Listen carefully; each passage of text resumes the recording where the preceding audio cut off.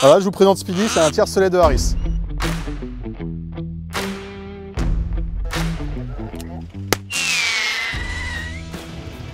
Aux oreilles.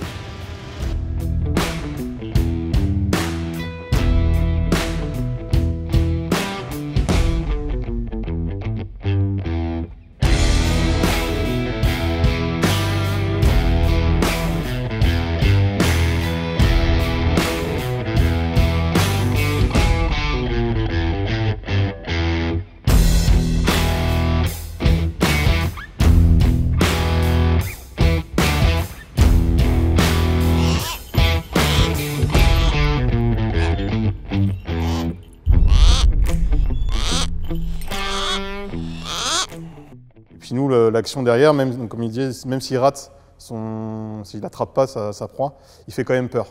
Et ça, c'est le meilleur moyen pour effaroucher. Ça fonctionnera toujours, il n'y a pas de problème d'accoutumance. Comme on peut avoir avec la pyrotechnie, au bout d'un moment, on voit bien, nous, avec les corneilles, au bout d'un moment, la pyrotechnie, elles vont juste bouger, elles vont faire 10 mètres, 20 mètres, puis elles vont se reposer, et le problème ne sera pas réglé. Alors qu'avec la fauconnerie, il n'y a pas de problème d'accoutumance. On ne lâche jamais notre oiseau quand il y a un avion en mouvement, qui atterrit ou qui décolle. Donc on a toujours un œil et sur la piste, et sur l'oiseau qu'on veut effaroucher, et sur les avions. Donc c'est pour ça que c'est une spécialité un peu difficile, on ne peut pas mettre ça au premier débutant.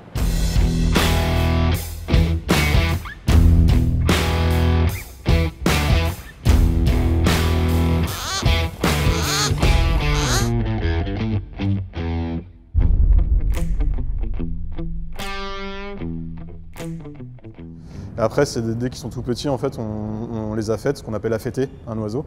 On les apprend en fait à venir, déjà à reconnaître l'homme, et puis à revenir manger sur le gant. Donc elles savent que quand on les rappelle sur le gant, on a de la viande généralement dans le gant, et elles reviennent.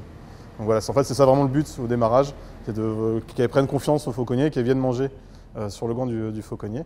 Et après, au fur et à mesure, on agrandit les distances entre nous et l'oiseau. Et pour qu'il apprenne toujours à revenir, pour qu'on puisse après travailler sur de plus longues distances.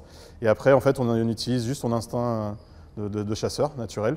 Et dès qu'il voit une proie, lui, il part naturellement dessus. En fait, on joue vraiment sur l'appétence de notre oiseau. C'est-à-dire que s'il a un poids trop bas, il sera trop faible pour travailler, donc il n'y a aucun intérêt.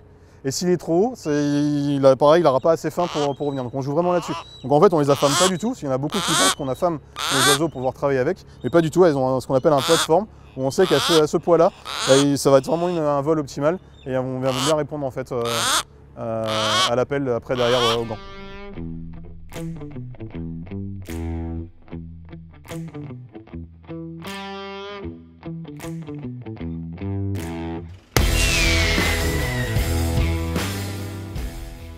Donc on a le pistolet d'alarme, ici présent, qui est en dotation, avec deux systèmes de fusée, donc les crépitantes et les détonantes.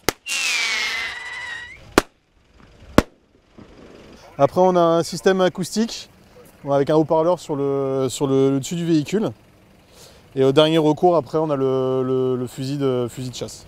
Donc on sélectionne en fonction de l'oiseau qu'on a à effaroucher. Hop. Alors attention aux oreilles parce que ça... Voilà. Donc voilà, on a différents sons sur l'appareil qu'on utilise après en fonction du risque qu'il y a sur la plateforme.